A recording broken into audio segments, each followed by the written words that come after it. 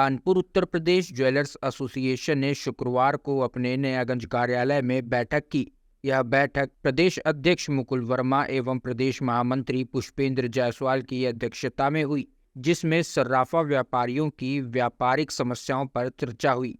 बैठक में कहा गया कि जो सर्राफा व्यापारी पेमेंट नहीं कर रहे हैं उनको ब्लैकलिस्ट कर दिया जाएगा। उसको 3 बार नोटिस देने के बाद व्यापारिक बहिष्कार किया जाएगा। पूरे बाजार से और कानूनी प्रक्रिया अपनाई जाएगी। वहीं ब्लैकलिस्ट वाले व्यक्ति को बाहर राजकोट, मुंबई, सूरत, दिल्ली, आगरा, मथुरा, नाथद्वारा एवं अन्य वहां के संगठनों से बात करके वहां पर भी उनको ब्लैकलिस्ट किया जाएगा, ताकि उनको कहीं से भी माल ना मिले। वहीं अभी कुछ कारीगर सोना लेकर भागे हैं। अब सर्राफा व्यापारी कारीगरों पर भी नकेल कसने जा रहे हैं। जो भी कारीगर बाहर से आकर काम करते हैं या लोकल हैं, उनका पुलिस वेरिफिकेशन कराया जाएगा और गारंटी के तौर पर एक चेक ली जाएगी। वार्षिक कर निर्धारण का समय सरकार द्वारा निश्चित किया जाना चाहिए। कर निर्धारण वर्ष समाप्त होने के 3 माह के अंदर व्यापारी का वार्षिक कर निर्धारण हो, उसका ऑर्डर ईमेल पर भेजा जाए। इनकम टैक्स की तरह सरकार द्वारा जीएसटी को 3 श्रेणी में आईजीएसटी, सीजीएसटी, एसजीएसटी जो बांटा गया है, वह व्यापारियों के लिए मुसीबत बन गया है। सरकार से मांग है कि व्यापारी से 1 पॉइंट पर टैक्स लिया जाए, फिर सरकार द्वारा उसका राज्यों को वितरण किया जाए। ये जिम्मेदारी सरकार की है, व्यापारियों की नहीं। व्यापारी द्वारा टैक्स ना जमा किए जाने पर उसे क्रेता व्यापारी द्वारा वसूल किया जा रहा है, जो कि सरासर गलत है और देश के हजारों व्यापारी इससे पीड़ित हैं। डबल टैक्स व्यापारी भर रहे हैं, जबकि क्रेता व्यापारी जब माल खरीदता है तो पहले से ही विक्रेता को टैक्स देकर ही खरीदता है। मुकुल वर्मा, प्रदेश अध्यक्ष, उत्तर प्रदेश ज्वेलर्स एसोसिएशन। आज की ये बैठक जो हुई है, इसका मेन मुख्य उद्देश्य है ब्लैकलिस्ट का ऑप्शन बनाया गया है। ये प्रक्रिया उत्तर प्रदेश ज्वेलर्स एसोसिएशन ने सबसे पहले यहाँ पर इस बार चालू कर रही है, जिसमें जो व्यक्ति पेमेंट नहीं देता है या किसी कारणवश कोई दिक्कत आती है तो उससे पहले उसको समय दिया जाएगा। फिर भी अगर वो नहीं देता है तो सभी संगठन एकजुट होकर उसको ब्लैकलिस्ट करेंगे और उसके बाद कानूनी प्रक्रिया भी होगी और व्यापारिक बहिष्कृत होगा। इसके अलावा ये चीज़ हम लोगों ने सूरत, बम्बई और सभी जगह हम लोग ये इसकी बातचीत कर रहे हैं। और इसके अलावा दूसरा विकल्प ये है कि जो कारीगर जो आए दिन भाग रहा है, जो बाहर से आता है यहाँ रुकता है, और जो लोकल भी हैं, जो कारीगर भाग जाते हैं, तो उसका पुलिस वेरिफिकेशन कराया जाएगा।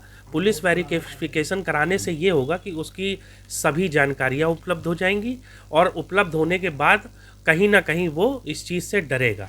ये एक कारीगर की एक ये प्रक्रिया है। और तीसरी प्रक्रिया है जो जीएसटी संबंधित है, वो 17-18 और 18-19 की नोटिसें अभी भी लोगों के पास आ रही हैं।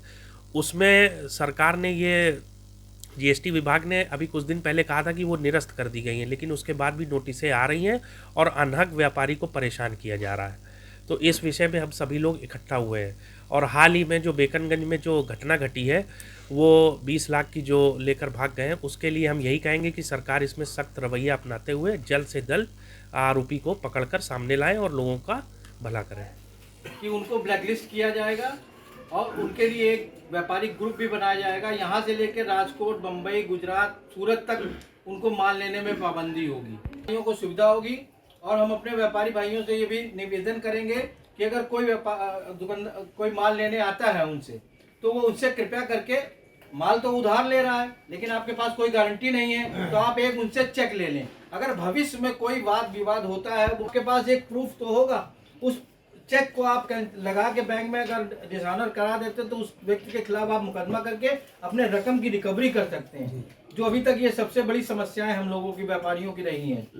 और दूसरी बड़ी समस्या हम लोगों की ये रही है कि जो जीएसटी की हम लोग बता रहे हैं कि जीएसटी का जो रिफंड होता है, ज़्यादा जो समस्या आती है वो ये आती है कि अगर हमने 16-17 में हमारा केस हुआ है तो उसका हमारा उसी समय हम लोगों को सूचना हो जाना चाहिए कि आपकी इसमें आपने रिटर्न भरा, इसमें ये त्रुटि है। जिस तरीके से इनकम टैक्स के रिटर्न में 15 दिन 1 महीने में चीट मिल जाती है कि आपको जो अगर आपकी कोई त्रुटि है तो उसको सुधार लीजिए, नहीं तो आपका वो माना जाता है कि आपने जो सबमिट करा है वही ऑथेंटिक है, वही उसी के ऊपर आदेश ऑर्डर आ जाता है। इसी तरीके जीएसटी में भी 1 महीने के अंदर आदेश ऑर्डर आ जाए कि यार 16 का भेजा जा रहा है, 10 साल का रिटर्न भेजा जा रहा है, और उसमें फिर व्यापारी लोग, अधिकारी लोग अपना बुला के व्यापारियों का दोहन करते हैं, उनका शोषण करते हैं, जो ये पूरे प्रदेश के अंदर चल रहा है।